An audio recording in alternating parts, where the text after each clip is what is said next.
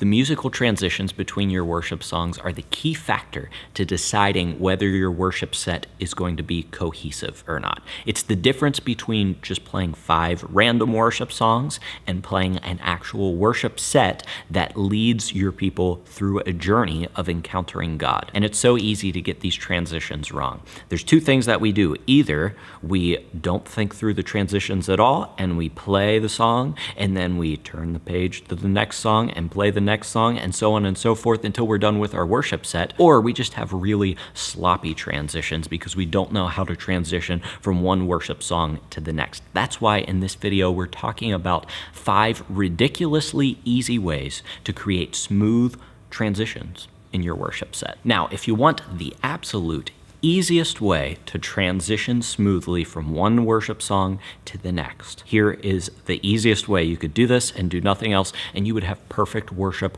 song transitions every single time. And that is to put the songs in the same key. That is the easiest way to do a worship transition, because then you don't really have to transition. You might have to transition between tempo and time signature, but really the key is what messes our ear up. It messes our ear up when we go from the key of E to the key of G, or the key of G to the key of F sharp, just down a half step. I don't know if anybody plays in F sharp, but that would be a jarring transition. So if you want to eliminate that, where people are listening to a song in one key and then all of a sudden the song stops and you start into a new key, you just get rid of changing keys. Now, obviously that's not practical all the time, so in these next few ways that you can transition, that's kind of the more advanced method. I am going to show you how to do that in a smooth way, but it starts here for me, because as often as I can, I try to put songs in a similar key, because not only is it the easiest transition between worship songs, it is also the best transition between worship songs. It's a lot better, like I said before, to go from the key of E to the key of E than it is to go from the key of E to the key of G. Let me show you an example of what that sounds like. Let's say it's Sunday morning and you've got the songs House of the Lord by Phil Wickham and We Praise You by Brandon Lake back to back. That would be a high energy intro to your worship service. But how can we make those cohesive? Well, I want to show you what not cohesive sounds like first. So if we didn't want to use this tip that I just gave you to put the songs in the same key, this is what it would sound like. This is the end of House of the Lord in the key of E into We Praise You in the key of G, and it sounds like this. Listen for the jarring transition. We'll shout out your praise. We'll shout out your praise.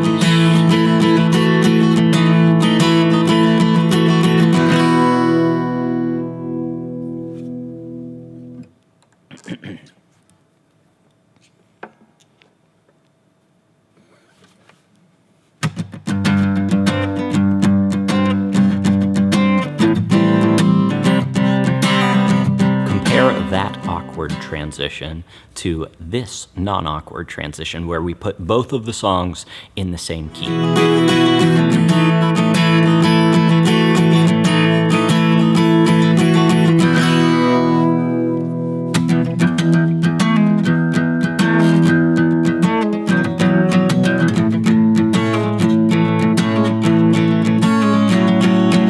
So bottom line, if you want the transitions to be as easy as possible for you, and you want them to sound pretty much the best that they can and the smoothest that they possibly can, then I guess technically you're just not transitioning at all. You're not transitioning between the key, at least, so just put the songs in the same key. Now, just a quick note on why this works, and this is going to lead us into the second method for smoothly transitioning. I want you to look at the notes in the key of E here. So there are 7 notes in the key of E. There's 7 notes in every key, but there are 7 notes in the key of E major, and now look what happens when we go from the key of E major to the key of G. We are looking for common notes that they have, and if you just do a quick scan of those notes, you'll see that there aren't many common notes between the key of E and the key of G, and that's why it sounds bad, is because it doesn't share a lot of common notes. And one of the easiest ways, as I've said already,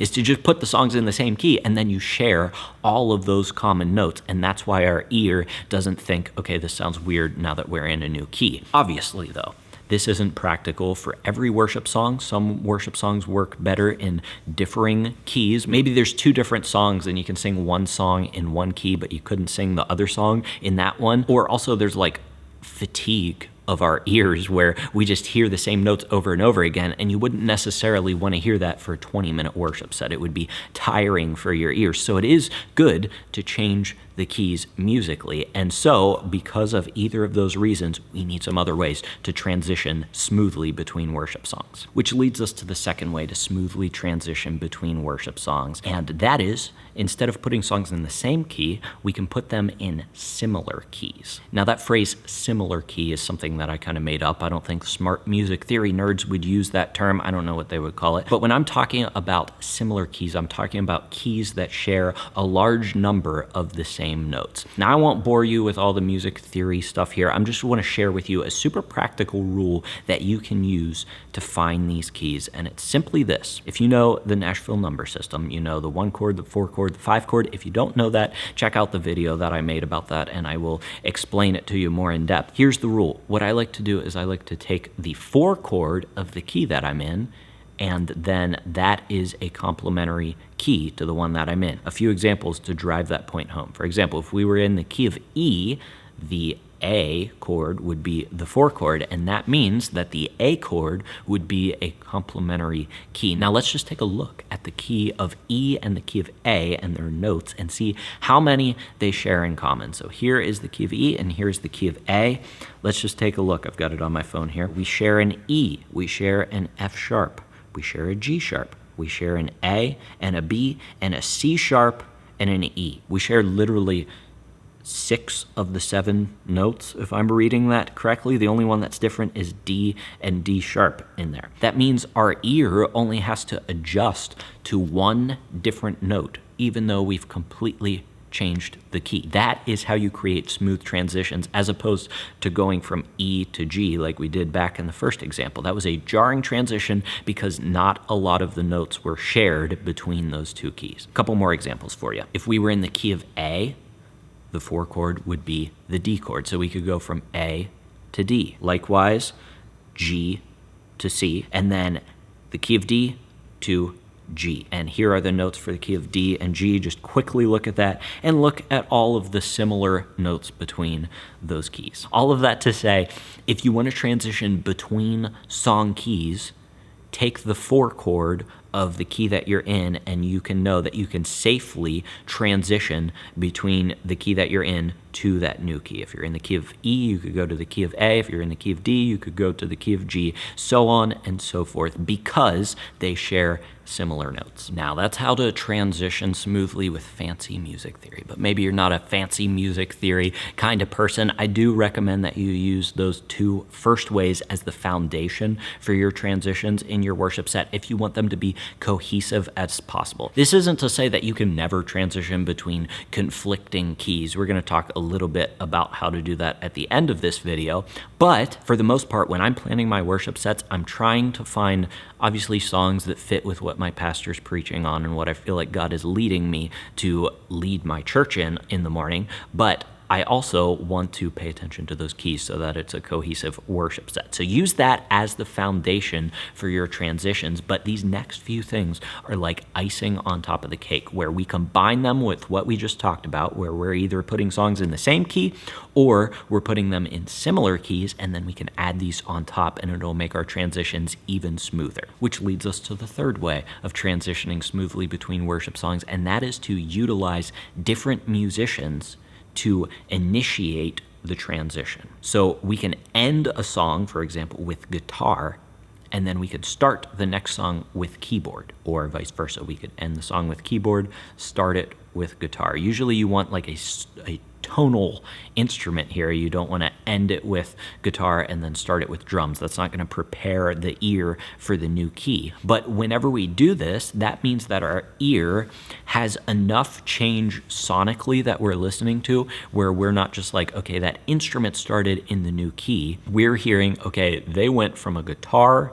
to a keyboard. And this isn't something that people are consciously thinking about. It's just a subtle thing, but it helps them overcome the fact that we've started into a new key and it's not as jarring because it's not the same instrument playing. So that's the first reason that this works. The second thing is just a logistical thing. You know, if you're playing guitar and you've got your capo on the 5th fret, you're playing G shapes in the key of C, and then the next song is, say, in F, because that's the 4 chord of the key of C, then that would be a smooth transition technically, but you'd have to take your capo off and maybe you move it down to the 1st fret and play E shapes to be in the key of F. So that in and of itself, those 5 seconds or 2 seconds or however long it takes to move a capo from one part of the guitar to the next part of the guitar, that would increase the choppiness in the transition, as opposed to you ending the song on a C chord, letting it ring out, and then what do you know, the keyboard starts to swell in the new key, and now your congregation gets the hint that this is a new song because a new instrument is starting, and they aren't like punched in the face because you started playing just a random new key on your instrument. A different instrument has picked up the slack, and it just helps prepare our ears for that new key, and it's a less jarring transition. Let me show you what I mean by that. Let's say you've got the song Lord, I Need You in the key of A planned to go before the song What a Beautiful Name in the key of E. Let's hear what that transition would sound like from A to E just using the guitar. My one defense, you're my righteousness, oh God, how I need you.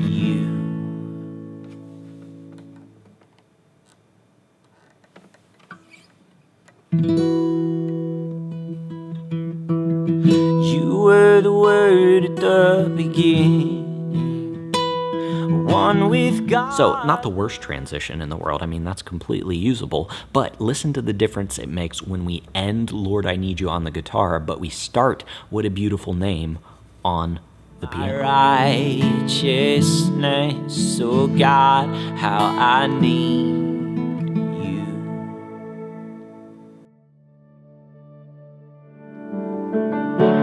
You were the word at the beginning, one with God the... That sounded much better, right? And you might have noticed something that was going on in the background. Maybe you didn't, because you're not really supposed to notice it. But if you listened closely enough there, you might have heard an ethereal synth in the background. That's what we call a pad, and that is the next way that you can smoothly transition between worship songs. A pad is simply this ethereal synth sound that typically focuses on just playing the 1 note of the key and the 5 note of the key, because those are the least offensive notes that you can play with any other chord that you create in that key, and that way it's just playing the steady pad, reinforcing the key that you're in the entire time that you're in it. Now you might be thinking to yourself, how does that help with transitions and making them smooth? Well, there's 2 ways actually. The first is that those pads kind of lay the foundation musically. They like fill in the sonic cracks of your worship set. And so whenever you're playing the song, it sounds good because it adds this layer of depth and richness to your arrangement. But have you noticed in these transitions, whenever we're transitioning between songs, there's dead space. There's silence. There are pauses. Instead of a smooth flowing, constant musical sound always going on in the background, and that is what makes your transition smooth. Pads are a great way to eliminate any dead space that you have in your transitions, and you don't even have to do anything for it. You just hit a button and the pad starts playing. Now, the second thing that they do is they also help prepare your ear for that new key. Remember, like I said, they're playing the 1 note and the 5 note of the new key, typically speaking. There might be a few other notes mixed in there, but whenever you fade out of a worship song and you fade the pad down and then bring up a new pad, it just gives your ear like this head start of preparing to listen to a song, participate in a song in that new key. Here's a transition of what that sounds like, and we're going to be doing everything that I've talked about so far. We're going to try it in every circumstance. First, let's hear what it sounds like if you're doing a song in the same key. Through Christ in me,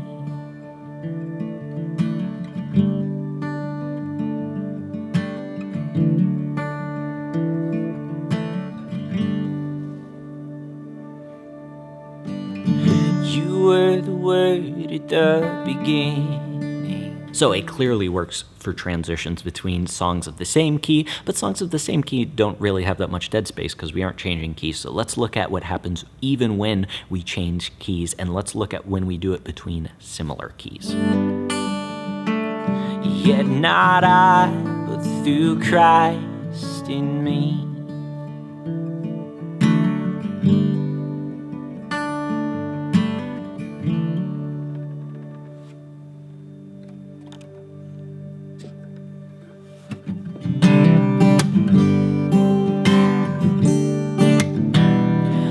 On one thing.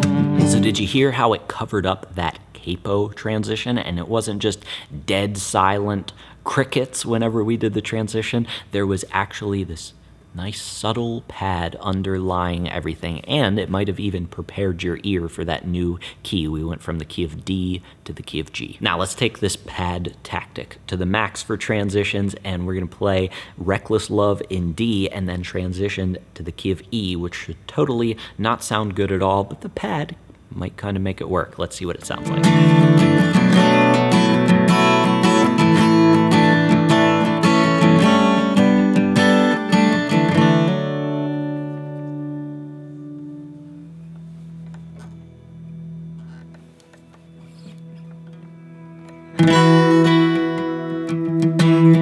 I searched the world. So as you can see, it even works for contrasting keys that shouldn't work at all. Those were 2 steps apart. They didn't have many common notes between them, but the pad still made it work because it filled in the sonic cracks as I changed my capo, and it prepared the ear for the new key, even though it was a contrasting key. And of course, if you don't know what a pad is still, or you want more information, or you don't know how to run them at your church, I've got a super simple setup that I use. I made a video about it, so I'll link that down in the description below, where I'll show you the exact pad setup that I use every single week at my church. It's super simple. You can probably do it with things that you already have. Now, if all else fails, you've done everything that I just talked about, I just want you to remember one thing. When it comes to transitions in worship sets, I just gave you 4 great ways to do it, and they will smooth out your transitions. But there is no substitute for this. Just do it. I call this the Nike method, right? Just do the transition, but the secret is that you've got to commit to it, because a lot of people think they're just going to do the transition, but they haven't thought about it, so they aren't just doing it, they're just winging it. Don't just wing it. Have a plan in advance and then just do whatever the plan is. That is like 75% of the battle whenever it comes to worship song transitions, is just having a plan in the first place. Even if your plan in your head is, oh my gosh, I did a horrible job planning these songs out, and every song is in a different key, and I need to change between a capo between all of them. Maybe consider redoing your set list and trying to get some common keys in there. But at the end of the day, as long as you're intentional about the transitions that you create, it's going to be way better than you not having any plan at all. So for now, for this Sunday, if nothing else, if you don't want to incorporate anything else that I just talked about in this video, this is your starting point. Simply think through the transitions in your worship set. What are they? What song leads to the next song, leads to the next song, and how are you getting between those songs in your worship set? Are you doing some songs in the same key? Are you doing some songs in similar keys? Do you have a pad that you're implementing and you're gonna have a pad swell into the new key between the songs? Are you just gonna do the old-fashioned switcheroo, switch your capo from capo number 3 to no capo at all? Whatever it is, it's going to be 75% better if you just commit to it and do it with as little dead space between your songs as possible. That's the secret. Just do it. Now, of course, you're going to have to practice these transitions, right? And it can't just be you that knows how the transitions are going to happen. You have to let your team know as well, unless you're just leading by yourself. But if you have a team, bring them in the process. And the absolute best way and time to do that is during your worship rehearsals. And that's why I put together the worship rehearsal blueprint. In that blueprint, it's a free PDF. It's linked down in the description below. In that blueprint, I'll show you everything that you need to know to run the perfect worship rehearsal, one that obviously leads your team well musically so that you can practice your transitions and be ready to lead musically on Sunday, but it'll also give you a step-by-step guide on how to lead them, probably more importantly, relationally and spiritually, so that they can grow closer to each other as a team and, of course, closer to God. So check that out down in the description below, the worship rehearsal blueprint. Other than that, until I see you in the next video, keep leading worship well.